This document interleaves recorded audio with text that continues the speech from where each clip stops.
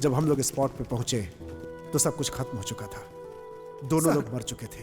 Sir, ये cannibals का मामला बाहर ना जाए, ऐसा कमिश्नर साहब ने आदेश दिया। पब्लिक पैनिक हो सकती है। That's not good for society.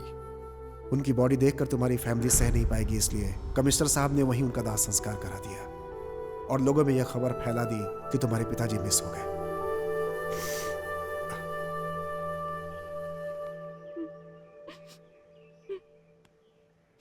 आपकी इन्वेस्टिगेशन की हुई केस फाइल एक बार देख सकते हैं? सारे रिकॉर्ड्स एसपी के ऑफिस में मिलेंगे सर।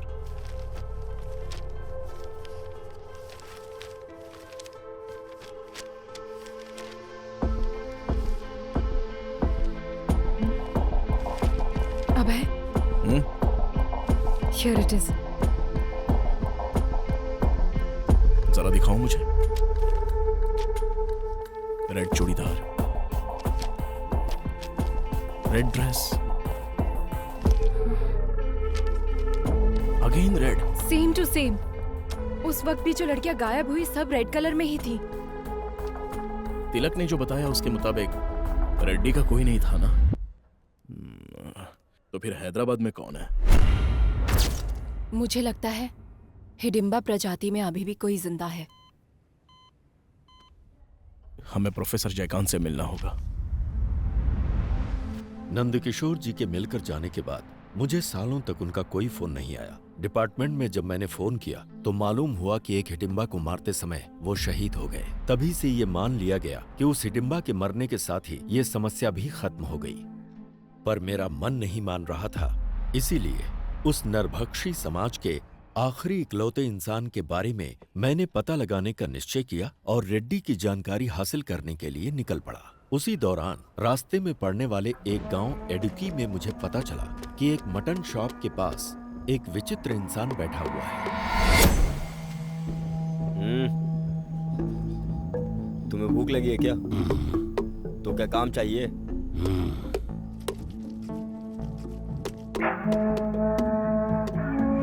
उसी दिन से उसने मेहनत करना शुरू किया। वो रिहायशी इलाके से कहीं बहुत दूर रहता था। वो अकेला ही रहता था और किसी से कोई बातचीत नहीं करता था।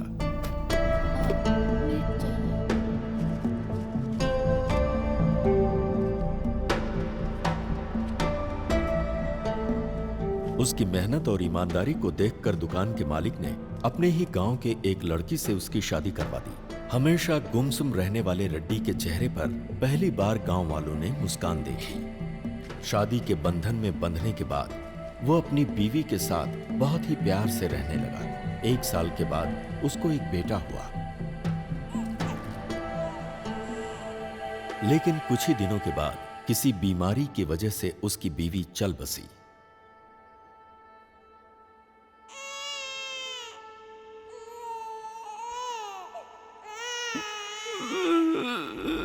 बीवी की याद में वो अक्सर रोता रहता, जिसकी वजह से उसकी आंखें खराब हो गईं और उसे रंगों को पहचानने में बहुत परेशानी होने लगी। अभी तो बस यही एक रंग नजर आ रहा है। ये कलर ब्लाइंडनेस है। इतने साल के एक्सपीरियंस में मैंने ऐसा केस नहीं देखा। अगर ऑपरेशन करेंगे तो? कोई मतलब नहीं। एक तरफ उसकी बीवी की मौत और दूसरी तरफ दिखने में होने वाली परेशानी ने उसे अवसाद में डाल दिया। उस गांव में अब उसका मन नहीं लगता था, इसलिए वो अपने बेटे को लेकर कहीं दूर चला गया। अब उसका एक ही काम था, हर साल गांव बदलते रहना। जब भी वो गांव बदलता, उस गांव से कुछ लड़कियां हमेशा गायब मिलती। ये बात मुझे पुलिस रिकॉर्ड से पता चली। मैंने जब रेड्डी के बेटे के बारे में जानकारी हासिल किया तो मालूम हुआ कि वो मिशनरी स्कूल में पढ़ाई कर रहा है। उसे खोजते हुए जब मैं स्कूल में पहुंचा तो स्कूल के फादर ने मुझे बताया कि वो लड़का यहीं पढ़ता है और महीने में 2 बार अपने पिता से मिलने कहीं जाता है। फादर ने यह भी बताया कि जब उसके पिता की मौत हो गई तो उसने पढ़ाई छोड़ दी और वो कहीं भाग गया। उसके बाद क्या हुआ मुझे मालूम नहीं।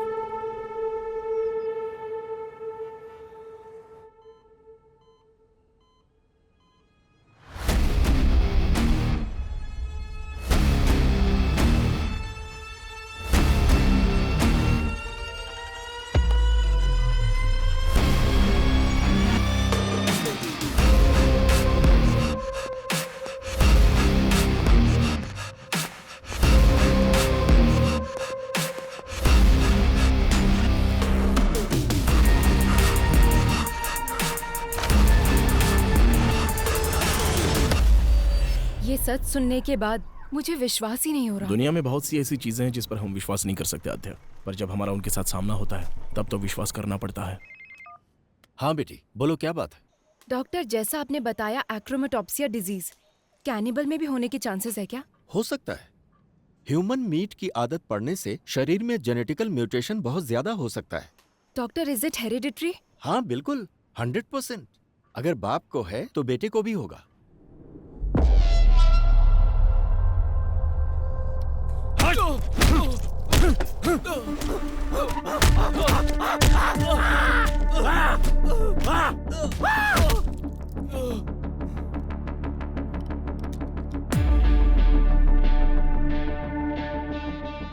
बदला और आवेश हमेशा साथ रहता है, लेकिन उसकी वजह से हमें कोई नुकसान नहीं होता।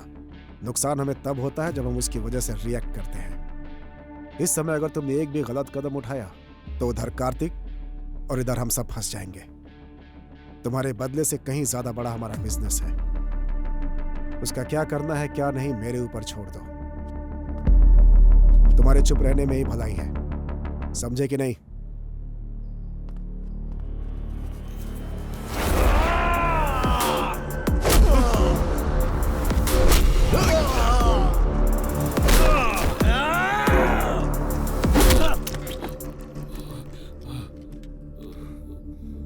साइलेंट रहने के लिए तू मुझसे कह रहा है, मार तूने नहीं मैंने खाई है। केरला फोन घुमाओ। Thank you. ये लो। प्रोफेसर ने जो बोला और डॉक्टर ने जो एनालिसिस किया, बोया के बारे में हमें जो इन्फॉर्मेशन मिली है एग्जैक्ट मैच हो रही है। ओके। काला बंडा रेस्क्यू में जो लड़कियां मिली हैं वो रेड कपड़ों में ही थी। उस प्लेस को रेड में ही हाईलाइट किया गया था।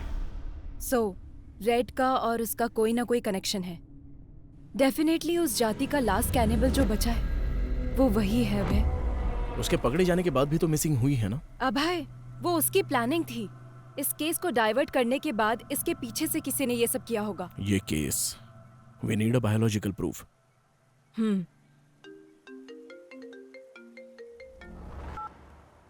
हेलो लेखा। मैम, बोया भाग गया है। व्हाट? यस मैम, अभी इंफॉर्मेशन आई है। बोया भाग गया है ना? तुम कैसे जानते हो? वो भागा नहीं है, उसे भगाया गया है।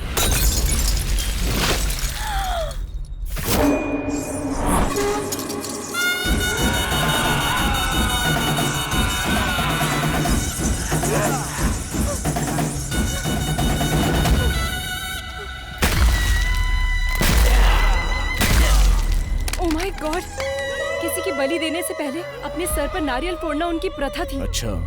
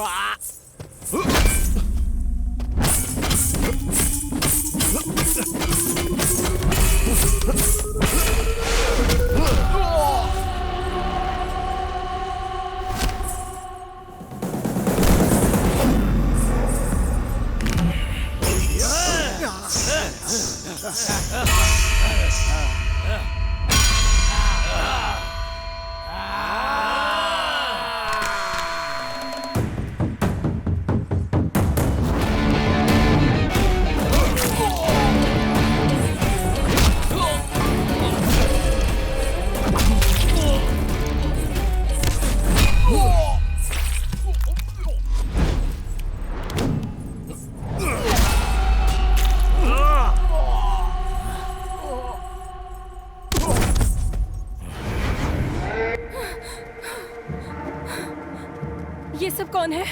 पब्लिक को बोया के बारे में जानने के बाद भी उसको भगाया गया, मतलब उसके पीछे कौन है अभी तक पता नहीं चला है। बस उसे थोड़ा टच किया तो हम पर अटैक हो गया। डेफिनेटली उसके पीछे पॉलिटिकल पावर होगी। ये जो क्राइम हुए हैं इतने छोटे नहीं हैं। This might be the biggest organ mafia. Missing हुई लड़कियों को ही नहीं, अभी बहुत सारे लोगों को बचाना होगा। ये ऑर्गन माफिया हर इंसान के अंग को पूरी तरह से बेच देते हैं। बोया जहां भी हो उसे ढूंढकर उसके सारे रूट को पकड़ लेंगे हम लोग। उसकी पढ़ाई जहां हुई है, जिस गांव में वो पला है, वो सब कुछ ढूंढो। बोया ही कैनिमल जाति का है, इसका बायोलॉजिकल एविडेंस लेकर आना होगा। इसकी कहानी और उसकी कहानी खत्म कर देते हैं।